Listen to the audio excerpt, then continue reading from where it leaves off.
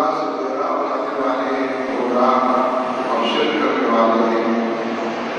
مسلسل اس کا انکار کرنے والے ان سب کو بھی اس نے برات سے نوازا ہے، سنت قرآن کی ہے، دلیل لازم کے جو روایات ہوتے ہیں وہ سب کو عطا کیے، اور میں اس بنیاد پر جو انکار کرنے والے اور کسی اور کو شریک کرنے والے مشکلات ہیں، میں اس بنیاد پر ان کو محرومی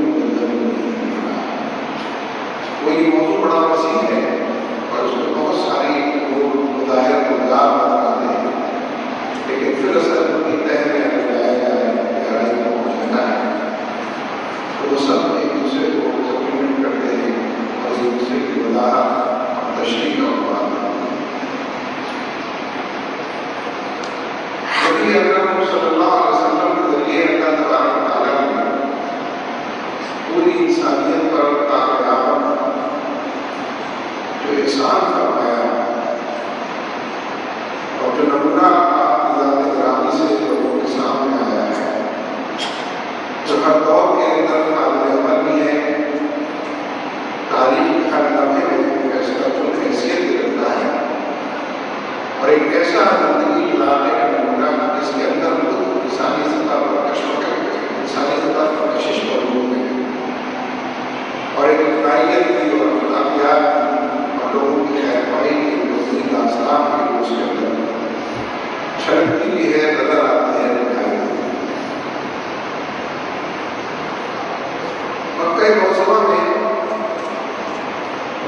نبی اکرم صلی اللہ علیہ وسلم اللہ تبارک تعالیٰ کی آیات تلاوت فرما رہے ہیں، لوگوں کا ان کے رب سے رشتہ جوڑ رہے ہیں، جواب کر رہے ہیں، مجسم جدوجہد کرنے کا بنے ہوئے ہیں، یعنی تاریخ ضرور کے آپ جا کے مادی رشتوں کو استوار کرنے کے لیے کشمکش آپ کو نظر آتی ہے، لیکن جواب دنیا میں محسوس ہوتی ہے کہ کس طرح نبی صلی اللہ علیہ وسلم توحید کے پیغام کو، رسالت کو، ایمان کو، آخرت کی جوابدہی کے احساس کو بڑے پیمانے پر معاشرے میں لوگوں تک پہنچانے اور پھیلانے میں ایک وقت گزرتا ہے کہ معاشرہ تقسیم ہو جاتا ہے، ماننے والوں میں اور انکار کرنے والوں میں۔ وہ جو آپ کی لائی کی ہدایت پر یقین رکھنے والے تھے، جنہوں نے مکمل طور پر اپنے آپ کو حوالے کر دیا تھا، اور دوسری طرف وہ جو مخالفت کرنے والے تھے اور اس سلسلے میں کوئی طریقہ برداشت کرنے کے لیے تیار نہ تھے، ایک انتخابی ذہن کے ساتھ، جنونی کیفیت کے ساتھ اور انسانیت سے ہٹ کر تمام رکنوں کو اختیار کر کے اس سے مافرہ ہو کر وہ معاشرے کے جدوجہد کو سربراہ کرنے اور دعوت اللہ کے کام کو اور بندوں کو رد کرنے جانے کے سلوان کو پھر ابھی تک سربراہ کرنے کی کوششیں کر رہے ہیں۔ اللہ تعالیٰ کی طرف سے براہ راست رہنمائی کا اور نبی صلی اللہ علیہ وسلم کے ذریعے تمام لوگوں تک اپنا پیغام اور حالات کی نزاکتوں کو بیان کرنے کا جاری رہا۔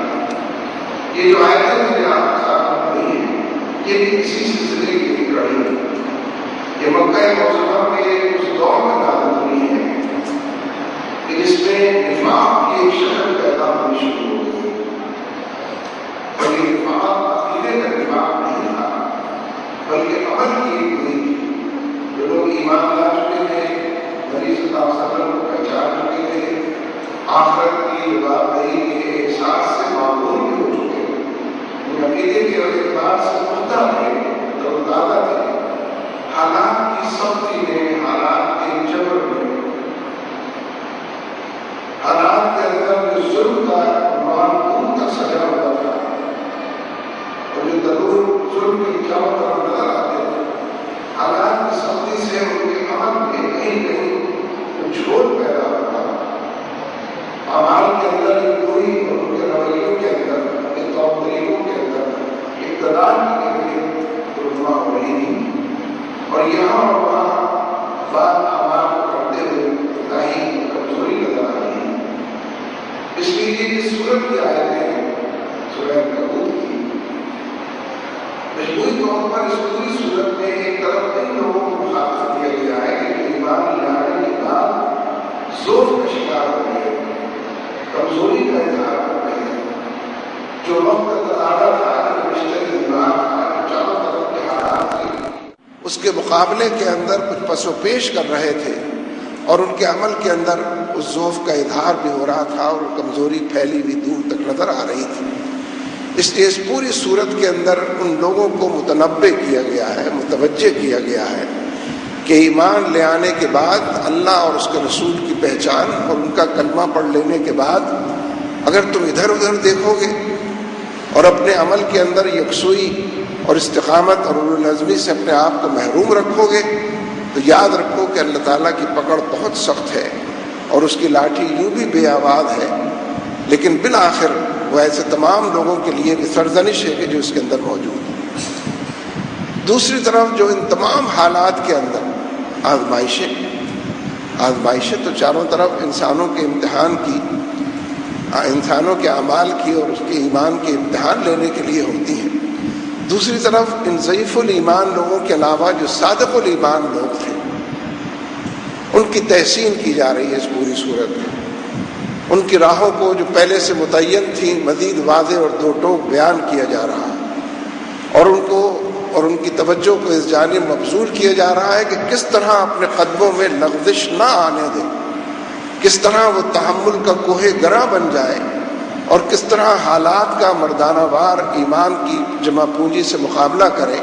اس کی تدابیر ان کو بتائی جا رہی ہیں جو ان آیات کے اندر موجود ہیں۔